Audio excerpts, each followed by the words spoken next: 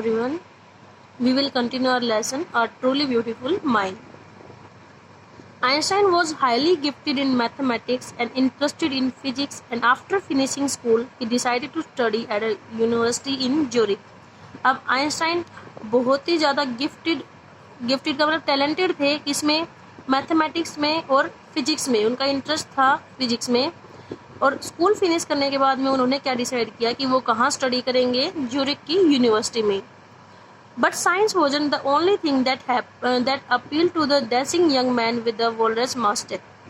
तो कह रहे हैं कि साइंस ही एक ऐसी चीज़ नहीं थी जो इनके इंटरेस्ट में थी।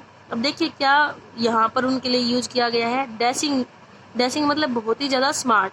आइंस्टाइन बहुत ही ज़्यादा स्मार्ट दिखते थे और उनकी मूछें वॉलरस मस्टेक, ये इनका एक स्टाइल है। देखो यहाँ पर जो मूछों का ऐसी मूछें वो रखते थे, ये वाली, तो बहुत ही ज़्यादा सुंदर दिखते थे। अब ऐसा नहीं था कि उनका इंटरेस्ट सिर्फ साइंस में ही था, वो आर्ट में भी बहुत ही ज़्यादा इंटरेस्ट थे। जैसे होता है ना, वायलिन बजा रहे थे। He also felt a special interest in a fellow student Mileva मैरिक।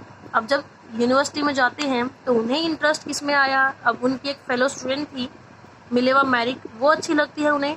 whom he found to be clever creature, और वो उन्हें एक क्लेवर, चतुर दिखती हैं, उसमें इंटरेस्ट आ जाता है। इलेवा मैरिक में उनके फ्रेंड बन जाते हैं।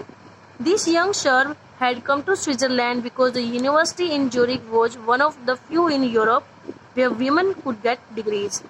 अब शर्व कौन होते हैं? जो सर्बिया देश से आते हैं ना, उनको बोलते हैं शर्व। जैसे इंडिया में रहने वालों को इंडियन बोलते हैं।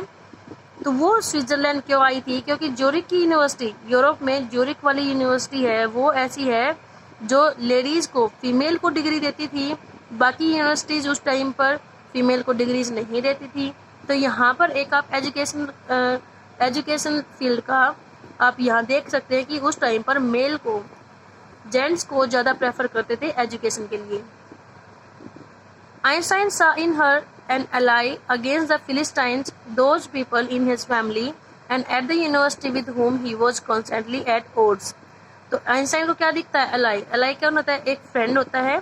तो उसमें यहाँ मिलेवा मैरिक में उनको एक फ्रेंड नज़र आता है।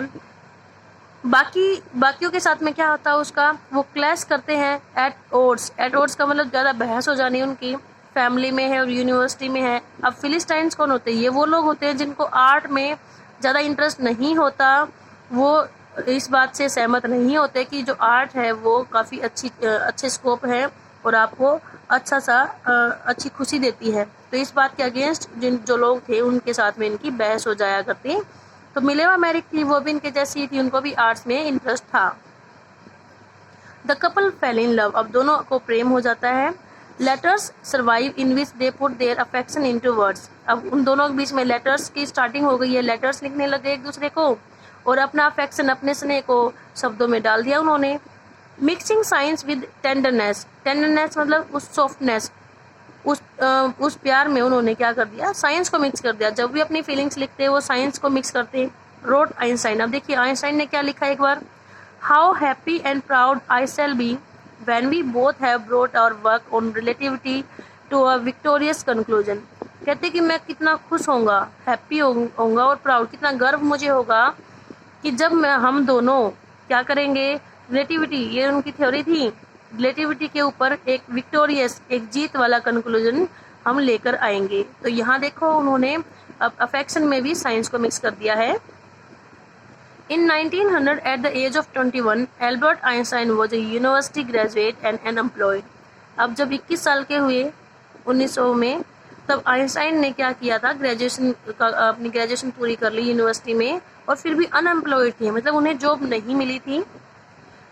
He worked as a teaching assistant. अब कैसे काम, पहला काम उनका कहाँ स्टार्ट हुआ है? ये इम्पोर्टेंट चीज़ है। पहला काम कहाँ स्टार्ट हुआ? As teaching assistant. असिस्टेंट कौन होते हैं? हेल्पर, सहायक। गेव प्राइवेट लेसन्स जैसे ट्यूशन्स होते हैं, प्राइवेट लेसन्स देते। And finally secured a job in 1902 as a technical expert in the patent office in Bern. अब इतना कुछ करने के बाद में उन्हें 1902 में एक जॉब मिली। वो कहाँ मिली? पेटेंट ऑफिस में, बर्न शहर में। अब पेटेंट ऑफिस कौन से होते हैं? जैसे लोग क्या करते हैं, साइंटिस्ट अपने अपने आर्टिकल्स बनाते हैं। अब वो आर्टिकल्स होते हैं, उनको परमिशन देने के लिए गवर्नमेंट होती है, वो एक डॉक्यूमेंट साइन करके देते कि हैं कि हाँ आप ये काम कर सकते हो, ये आपका सैंक्शन हो गया है। तो वो ऑफिस होता है पेटेंट का ऑफिस, और जो परमिशन मिलती है उसको बोलते हैं पेटेंट। तो वहाँ एज अ टेक्निकल एक्सपर्ट काम करने लग गए वहाँ पर। While he was supposed to be assessing other people's inventions, Einstein was actually developing his own ideas in secret. अब क्योंकि असिस्टेंट की यहाँ पर जॉब थी, दूसरों की हेल्प करनी थी उन्हें लोगों की इन्वेंशन में, वो क्या करने लग गए, अपने ही आइडियाज सीक्रेट में गुप्त रूप से अपने ही आइडियाज को डेवलप करने लग गए। मतलब अपनी ही डिस्कवरी इन्वेंशन उसने वहाँ पर स्टार्ट कर दी। He is said to have jokingly called his desk drawer at the work the bureau of theoretical physics. अब जिस डेस्क पर बैठकर वो काम करते थे ना, जो उनकी चेयर और टेबल थी, वो जो डेस्क था उसमें, उसको वो क्या बुलाते थे, ब्यूरो ऑफ थियोरेटिकल फिजिक्स। वो ऐसा क्यों बुलाते थे, क्योंकि उसमें क्या हुआ, देखो इसने बताया ना, सीक्रेटली अपने आइडियाज वहाँ पर डेवलप कर रहे थे। तो अपने इन्वेंशन से रिलेटेड जो भी उसके डॉक्यूमेंट्स थे वो वहाँ डेस्क में रखा करते थे, इसलिए अपने उस डेस्क को बुलाते थे bureau of theoretical physics. Okay, one of the famous papers of 1905 was Einstein's special theory of relativity, according to which time and distance are not absolute. अब 1905 में वो हमने पढ़ा था ना, उनके एक पेपर, 4 पेपर इन्होंने लगातार पब्लिश कराए थे। तो उसमें से एक स्पेशल थ्योरी ऑफ रिलेटिविटी थी। इस थ्योरी के अकॉर्डिंग क्या था कि जो टाइम और डिस्टेंस है वो एब्सोल्यूट है, नॉट एब्सोल्यूट, एग्जैक्ट नहीं है, मतलब उनमें फर्क होता है। Indeed, two perfectly accurate clocks will not continue to show the same time if they come all together again after a journey, if one of them has been moving very fast relative to the other. अब ये watch के through उन्होंने example दिखाया है।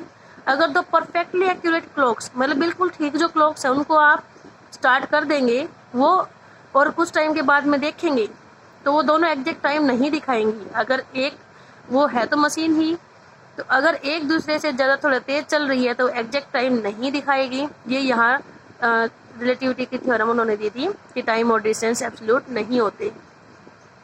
From this followed the world's most famous formula which describes the relationship between mass and energy. और इस theory में से दुनिया का सबसे फेमस फॉर्मूला वो कौन सा, एनर्जी और मास वाला, energy is equal to mc²। ये यहाँ पर आपका दिखाया है, मास के लिए और स्पीड के लिए ये एनर्जी, मास, और सी से क्या है, speed of light in vacuum. Vacuum में तो आपको पता है ना कि स्पीड और साउंड के, लाइट और साउंड के लिए उल्टा होता है।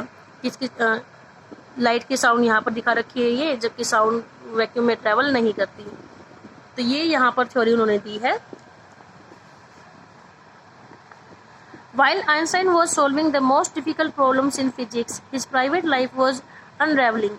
अब देखिए, इन्होंने इतनी इंपॉर्टेंट थ्योरी दी है, फिजिक्स की इतनी बड़ी प्रॉब्लम उन्होंने सॉल्व कर दी है, बट जो उनकी प्राइवेट लाइफ थी, निजी जो जीवन था, अनरेवलिंग, वो फेल हो रहा था। अनरेवलिंग का मतलब जो फेल हो जाना, starting to fail. Private life कैसे, मिलेवा मैरिक के साथ में उनके रिलेशंस थे, वहाँ पर प्रॉब्लम्स आनी स्टार्ट हो जाती हैं। Albert had wanted to marry Mileva right after finishing his studies. अब स्टडीज, पढ़ाई ख़त्म करने के बाद वो मिलेवा मैरिक से शादी करना चाह रहे थे, but his mother was against it. पर उनकी जो माँ थी वो राजी नहीं थी इस बात के लिए। अब उसका रीज़न क्या है, she thought Mileva who was 3 years older than her son was too old for him। अब पहला रीज़न तो ये कि जो मिलेवा थी वो आइंस्टाइन से 3 साल बड़ी थी, और उसकी माँ को क्या लगता, आइंस्टाइन की माँ को, कि ये इससे ज़्यादा बड़ी है। She was also bothered by Mileva's intelligence. अब मिलेवा भी काफ़ी इंटेलिजेंट थी, तो आइंस्टाइन की माँ को इस बात से दिक्कत थी कि ये इससे ज़्यादा क्लेवर है, इंटेलिजेंट है। She is a book like you, his mother said. Einstein put the wedding of. अब उनकी माँ ने क्या कहा कि ये भी आपके जैसे एक किताब है, ये भी किताबी कीड़ा, जैसे आप बुक्स में लगे रहते हो। तो इसलिए आइंस्टाइन ने क्या कर दिया, उसको पोस्टपोन कर दिया वेडिंग को, कि अभी शादी नहीं करनी। The pair finally married in January 1903 and had 2 sons। अब 1903 में उन्होंने अपनी शादी की और 2 बेटे हुए। But a few years later the marriage faltered. पर कुछ सालों बाद में जो मैरिज थी वो फेल हो गई है, उनकी शादी कमज़ोर पड़ने लग गई, मतलब झगड़े होने स्टार्ट हो जाते हैं। Mileva meanwhile was losing her intellectual ambition and becoming an unhappy housewife. अब जो मिलेवा थी इतनी ज़्यादा इंटेलिजेंट थी, हाउसवाइफ बन के वो खुश नहीं थी। उसे क्या लगा कि मैं अपना एम्बिशन, इंटेलेक्चुअल एम्बिशन, जो मेरा लक्ष्य है वो मैं खो रही हूँ और अनहैप्पी रहने लग गई।